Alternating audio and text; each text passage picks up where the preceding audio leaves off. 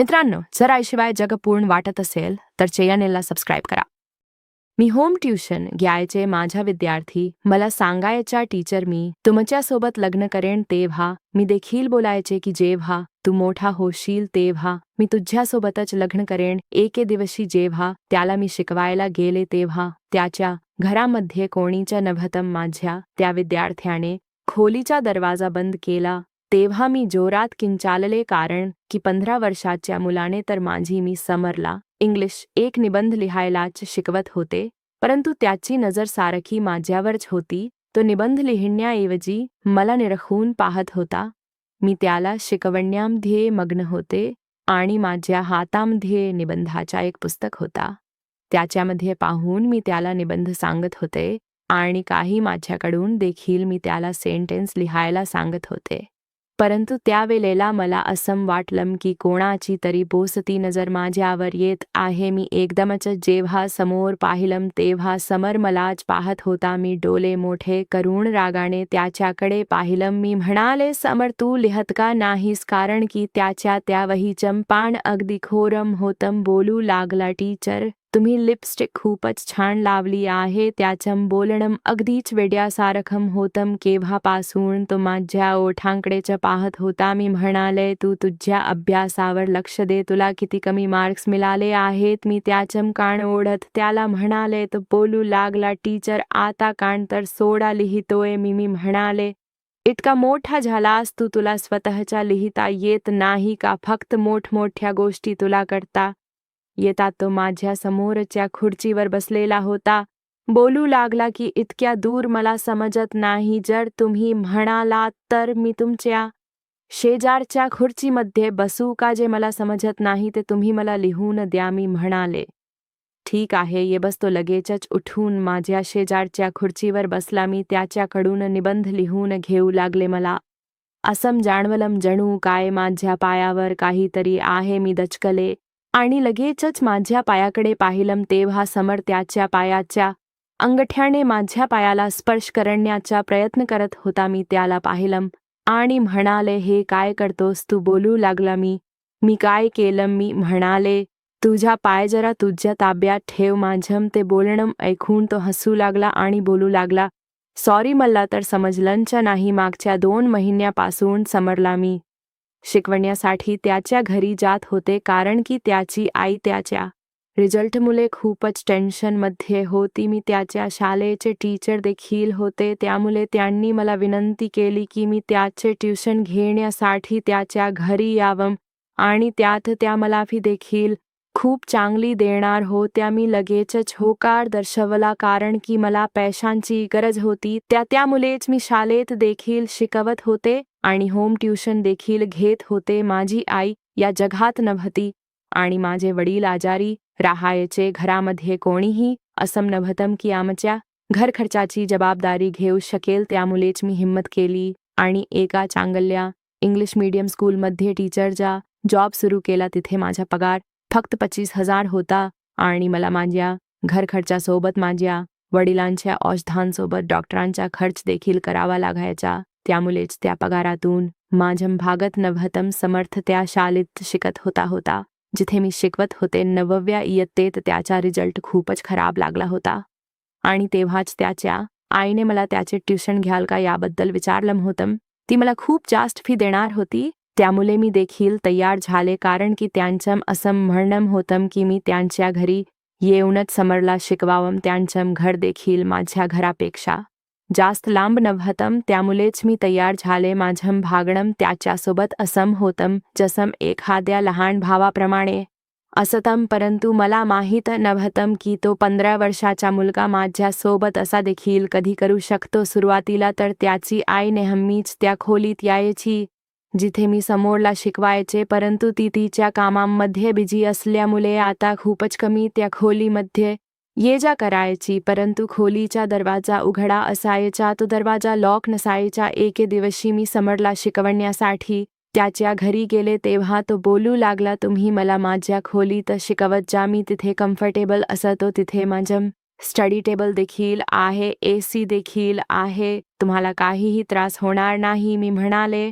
हॉलमध्ये अभ्यास करायला काय प्रॉब्लेम आहे? तिथे देखील आपण आरामात अभ्यास करू शकतो. बोलू लागला. तिथे एसी नाही आणि मला खूपच गरम होतं. मग आता तुम्हाला काय सांगू?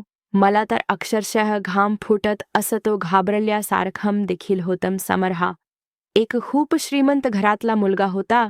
त्याचा स्वतःचा बंगला होता, त्यामुळे प्रत्येक खोलीमध्ये एसी लावलेला होता. फक्त हॉलमध्ये आणि किचनमध्ये नव्हता. तो हे सर्व बोलताना माझ्या चेहऱ्याला सारखा पाहत होता. सारखा दीर्घ श्वास घेत होता. मग स्वतःच्या शर्टचा पहिला बटन तो शर्टला असा झटकू लागला जणू काय त्याला खूप गरम होत आहे. मी म्हणाले, ठीक आहे, तुझ्या खोलीमध्ये शिकवेल. माझं ते बोलणं ऐकून त्याच्या चेहऱ्यावर एक विचित्र हसू आलं होतं. फटाफट त्याने तिथले बुक्स उचलले आणि मला बोलू लागला, माझ्यासोबत या, मी तुम्हाला माझी खोली दाखवतो. मला माहीत नव्हतं की त्याच्या खोलीमध्ये जाणं मला इतकं महाग पडू शकतं. मी हॉलमधून उठले आणि मग किचनमधून जिना छडत मी समरच्या खोलीकडे जाऊ लागले. समरची रूम कदाचित वरच्या मजल्यावर होती.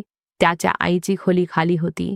तो त्याच्या आईवडिलांचा एकुलता एक मुलगा होता, त्यामुळेच त्याच्या आईवडिलांनी त्याला डोक्यावर चढवून ठेवलं होतं. अभ्यासापेक्षा त्याचं लक्ष तर ॲक्टिव्हिटीमध्ये जास्त होतं.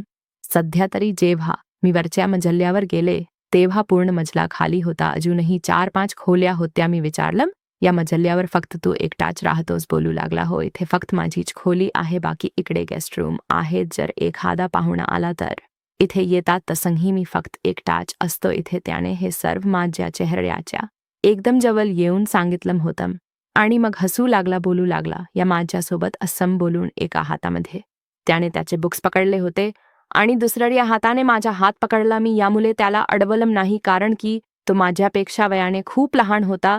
जवळपास 10 वर्षांनी लहान तर नक्कीच होता, कदाचित त्याहीपेक्षा जास्त. ज्या खोलीमध्ये तो मला घेऊन गेला त्या खोलीत पाय ठेवताच मला एक जोरदार झटका बसला.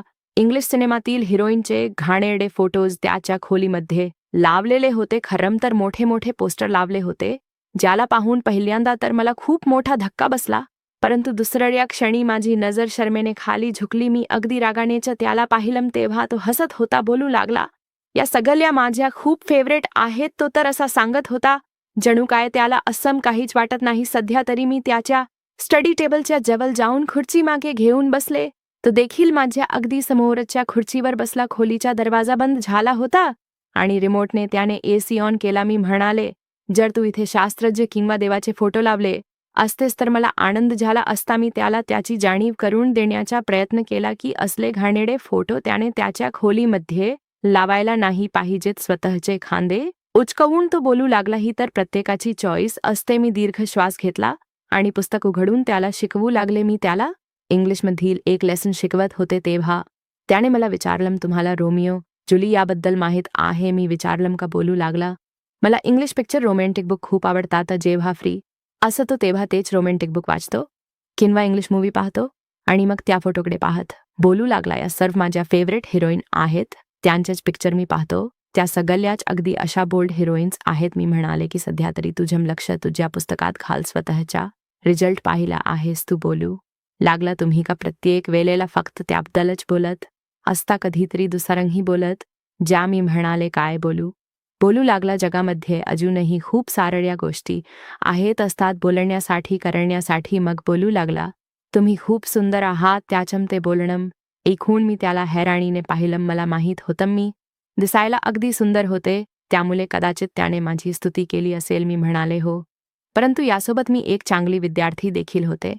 सुंदर तर तू पण आहेस, दिसायला चांगला तर तू पण आहेस. मग असं होऊ शकतं का की तू देखील अभ्यासामध्ये खूप चांगला होशील? माझं बोलणं ऐकून बोलू लागला, तुम्हाला किती चांगला वाटतो हे बघा टीचर, खरं सांगा. हा, मी म्हणाले, समर तू खूप चांगला आहेस असं बोलत मी त्याच्या डोक्यावरून हात फिरवला आणि त्याच्या गालावर हलकेच प्रेमाने देखील मारलं, जसं आपण एखाद्या लहान मुलांना किंवा लहान बहीण बाबांना करतो, अगदी त्याप्रमाणे. माझ्या त्या बोलण्यावर तो खुश झाला. बोलू लागला, मला खूप आनंद वाटतोय की तुम्हाला मी चांगला वाटतो. मी म्हणाले, हो, तू मला खूप चांगला वाटतोस, त्यामुळे सर माझी इच्छा आहे की तू चांगला अभ्यास करावास. बोलू लागला, अच्छा, जर मला 10वीला चांगले मार्क्स मिळाले मग तुम्ही माझी गोष्ट मान्य कराल? मग तुम्ही माझी एक गोष्ट मान्य कराल? मी म्हणाले, हो, जर तुला फर्स्ट क्लास मिळाला तर तू जे सांगशील ते मी तुला देईन. माझं बोलणं ऐकून बोलू लागला, विचार करा टीचर, जे मी मागेन ते तुम्ही मला खरंच द्याल. मी म्हणाले, हो, तुला जे हवं ते माग, परंतु त्याआधी मला फर्स्ट क्लास मिळवून तर दाखव. मी म्हणाले, आता जे पेपर तुझ्या शाळेमध्ये होणार आहेत, जर त्यामध्ये देखील तुला चांगले मार्क्स मिळाले तरी मी तुला जे पाहिजे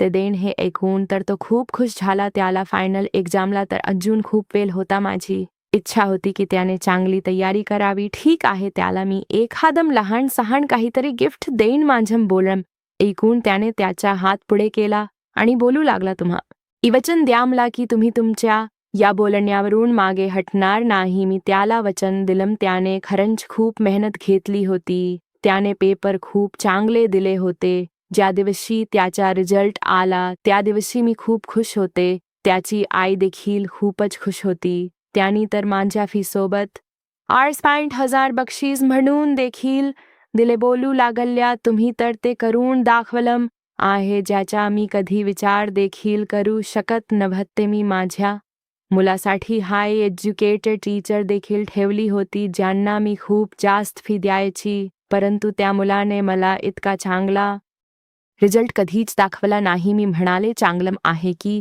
त्याने मेहनत केली आहे. मला त्याचा रिझल्ट आधीच माहीत होता, कारण की पेपर तर मीच चेक केले होते. त्यामुळेच त्याच्या घरी येताना मी एक सुंदर असं घड्याळ त्याला घेतलं.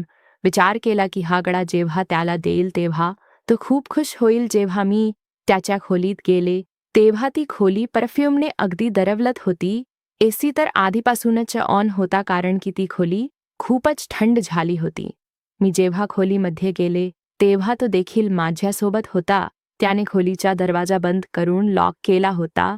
मी त्याच्या या वागण्यावर खूपच हैराण झाले. मी म्हणाले, खोली लॉक का केली आहेस? बोलू लागला, तुम्ही मला वचन दिलं होतं, तुम्हाला तुमचं वचन आठवतंय ना? मी म्हणाले, हो, आठवतंय ना. मग मी माझ्या पर्समधून ते गिफ्ट काढलं आणि त्याच्या समोर ठेवलं. विचारू लागला, हे काय आहे? मी म्हणाले, तुझं गिफ्ट. बोलू लागला, वचन तर तुम्ही मला असं दिलं नव्हतं की तुम्ही मला गिफ्ट द्याल. वचन काहीतरी वेगळंच दिलं होतं. मी म्हणाले, अच्छा ठीक आहे, सांग तुला काय पाहिजे, परंतु हे बघ, तू तेच माझ्याकडून माग जे मी तुला देऊ शकते. बोलू लागला, तुम्ही माझ्यासोबत लग्न कराल? मी तर त्याचं ते बोलणं ऐकून जितके हैराण होणार होते तितकं कमी होतं. मी म्हणाले, तुझं वय पाहिलं आहेस, तू अजून इतका लहान आहेस, मग माझ्यासोबत कसं लग्न करशील? असं बोलून मी हसू लागले. मी म्हणाले, तू पण ना समोर आधी मोठा तर हो. माझ्या बोलण्यावर बोलू लागला, तुम्हाला मी लहान वाटतो? मी म्हणाले, हो, लहान नाहीस तर काय आहेस? त्याने माझा हात पकडला आणि मला ड्रेसिंग टेबलच्या आरशासमोर घेऊन आला. बोलू लागला, आता मला सांगा, कोण आहे मोठा? तो मुलगा होता आणि सोप तर चांगला खात्या पित्या घरातला होता. हाईटला देखील अगदी उंच होता, धष्टपुष्ट होता. माझ्यासोबत उभा राहून माझ्यापेक्षा इन मोठाच वाटत होता. त्याच्या त्या वागण्यावर मी हसू लागले. बोलू लागले, उंचीला बोलत नाही रे, मी वयाचं बोलते, तू अजूनही लहान आहेस. बोलू लागला, फक्त हे सांगा, माझ्यासोबत लग्न कराल की नाही? मी म्हणाले, हो, करेन, परंतु आधी मोठा तर हो. बोलू लागला, मोठा होऊन काय होणार आहे? त्याचा तो प्रश्न ऐकून मी जरा हैराण झाले होते. मी म्हणाले, चले, आपण पुढच्या सिलेबसचा अभ्यास करूया. हे बघ, शाळेमध्ये पास होणं तर ठीक आहे, परंतु खरं तर हे बोर्डाची एक्झाम आहे. असं बोलून जेव्हा मी स्टडी टेबलच्या जवळ जाऊ लागले तेव्हा समरने माझा हात पकडला. बोलू लागला, टीचर, हे माझ्या प्रश्नाचे उत्तर नाही. पहिल्यांदा हे सांगा की लग्न करण्यासाठी मोठे होणं फार गरजेचे आहे? त्याच्या त्या विचित्र प्रश्नाचे मी काय उत्तर देऊ शकत होते? मी म्हणाले, तू अभ्यास करशील, तो चांगली नोकरी मिळेल, जबाबदार होशील, तेव्हाच लग्नाच्या योग्यतेचा होशील ना, आणि मगच लग्न करशील ना? माझं बोलणं ऐकून बोलू लागला, मग तुम्ही तर तेव्हा म्हातारा व्हाल, मग काय फायदा? मी हसू लागले. बोलू लागले, चल, माझ्या मस्करी खूप झाली, चल आता अभ्यास कर. बोलू लागला, सांगेन तुम्हाला मी की मी लग्नाच्या किती योग्य आहे. मी त्याचं ते बोलत दुर्लक्षित केलं, परंतु आता हे झालं होतं की तो मन लावून अभ्यास करू लागला. त्याच दिवसांमध्ये माझ्या वडिलांच्या मित्राचा मुलगा माझ्या वडिलांना भेटायला आला होता, कारण की ते खूप आजारी होते. माझ्या वडिलांच्या आजारामुळे मी खूपच टेन्शनमध्ये आले होते, कारण की माझ्या कमाईचे जास्तीत जास्त पैसे त्यांच्याच उपचारांवर खर्च होत होते. माझ्या वडिलांच्या मित्राचा मुलगा देखील इतका काही श्रीमंत नव्हता, तो देखील नोकरी करत होता आणि दुसऱ्या शहरात राहत होता. वडिलांच्या आजारपणाबद्दल समजल्यावर त्यांना भेटायला आला होता. चांगल्या स्वभावाचा होता. माझ्या वडिलांसोबत त्याच्या वडिलांची मैत्री देखील खूप चांगली होती, परंतु ते या जगात नव्हते. मला माहीत नव्हतं की माझे वडील त्यांच्या मित्राच्या मुलासोबत माझं लग्न ठरवतील. बोलू लागले की मला सुवर्णाची खूप काळजी वाटते. माझ्या आयुष्याचा काहीच भरोसा नाही. माझी इच्छा आहे की तू तिच्यासोबत लग्न करावंस. माझे वडील त्यांच्या आजारपणामुळे इतके मजबूर झाले होते की त्याने त्यांच्या मित्राच्या मुलासमोर हात जोडले. वडिलांच्या मित्राचा मुलगा बोलू लागला, काका का मला लाजवताय सुवर्णाची, तुम्ही काळजी करू नका. मी तुम्हाला वचन देतो की मी तिला कधीच निराधार सोडणार नाही, परंतु तुम्हाला तुमच्या तब्येतीची काळजी घ्यायला पाहिजे. माझे वडील आता बेफिकर झाले होते. मी चहा घेऊन त्यांच्या खोलीच्या दाराजवळ उभी होते. ते बोलणं ऐकून माझी हिंमत झाली नाही की मी त्या खोलीत जाऊ शकेन. हेमंत मला पाहिलं होतं. बोलू लागला, सुवर्णा तिथेच का थांबलीस? आतमध्ये ये. मी आतमध्ये आले. माझे वडील खूप खुश होते. बोलू लागले, आता मी अगदीच बेफिकर झालो आहे. सारखे हेमंतचे आभार मानत होते. मी चहा ठेवला आणि खोलीतून बाहेर निघाले. स्वतःला खूपच लाचाल समजत होते.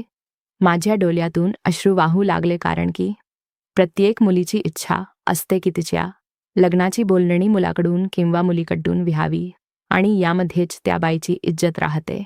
परंतु माझ्या वडिलांनी तर हेमंत पुढे हात जोडून विनंती केली होती. त्याने माझ्या वडिलांच्या आजारपणामुळे नाईलाजाने त्यांना आधार दिला होता आणि लग्नासाठी होकार दर्शवला होता. मी किचनमध्ये रडत होते तेव्हा हेमंत थोड्या वेळातच रिकामे कप घेऊन तिथे आला. त्याने मला रडताना पाहिलं होतं. मी लगेचच माझे डोळ्यातील अश्रू पुसले. विचारू लागला, तुला काय झालं? मी म्हणाले, काही नाही. बोलू लागला, हे बघ, ठीक होतील. बाबा काय काळजी करतेस? मी आहे ना. मी म्हणाले, हेमंत बाबा खूप आजारी आहेत, त्यामुळे कदाचित ते तुला हे सर्व काही बोलले असतील, परंतु तू बेफिकर राहा. मी असं अजिबात करणार नाही. तुला जिथे लग्न करायचं आहे तिथे तू कर. माझं बोलणं ऐकून तो काही वेळ मला पाहत बसला आणि मग बोलू लागला की असं तू का बोलतेस? मी म्हणाले की बाबा आजारी आहेत, त्यामुळे त्यांना माझी काळजी असते, त्यामुळे कदाचित त्यांनी तुझ्यासमोर हात जोडून विनंती केली. बोलू लागला, हे बघ, मला तसेही तू खूप आवडतेस. सुवर्णा काका जरी बोलले नसते तरी देखील मी याच विचाराने आलो होतो की तुझा हात त्यांच्याकडून मागेन, त्यामुळे तू असा अजिबात विचार करू नकोस की मी काकांच्या आजारपणामुळे होकार दर्शवला आहे. त्यामध्ये माझ्या मनातील इच्छा देखील सामील आहे. हेमंतच्या त्या उत्तराने मी जरा बेफिकर झाले होते. 2 दिवस तो तिथेच राहिला. माझ्या वडिलांसोबत गप्पा गोष्टी करत राहिला, मजा मस्करी करत राहिला, त्यांना हसवत राहिला. बाबांची तब्येत देखील चांगली झाली होती. हेमंत निघून गेला त्यानंतर मी देखील शाळेमध्ये जाऊ लागले. तेव्हा माझे बाबा बोलू लागले, जाताना मिठाई नक्कीच घेऊन जा. तुझ्या सोबतच्या लोकांना सांग की तुझं लग्न ठरलं आहे. मी म्हणाले, हो बाबा, घेऊन जाईन मिठाई. शाळेत जाताना मी माझ्या शाळेतील इतर शिक्षकांना मिठाई दिली आणि सोबतच माझ्या वर्गातील विद्यार्थ्यांना देखील ही बातमीने सांगितली. सर्व मुलं खूप खुश होती, फक्त समोर सोडून. ही बातमी ऐकून तो मला अगदी एकटक रागाने पाहत होता. जेव्हा मी मिठाई त्याच्या जवळ घेऊन गेले, मी म्हणाले, तोंड गोड कर, तेव्हा त्याने माझा हात मागे सटकला. मी तर त्याच्या या वागण्यामुळे अगदीच हैराण झाले आणि त्याच वेळेला शाळा सुटल्याची बेल झाली. त्याने त्याची बॅग उचलली आणि क्लासरूमच्या बाहेर निघून गेला. मी हैराण होते की त्याला झालं तरी काय. मी विचार केला की त्याच्याकडे ट्युशनला जाईन, तेव्हा त्याचं डोकं शांत करेन, त्याला चांगलाच जा विचारेन, कारण की सर्व मुलांसमोर तो असा उद्धटपणे वागला होता. सर्व मुलं माझ्याकडे पाहत होती, सर्व खुश होते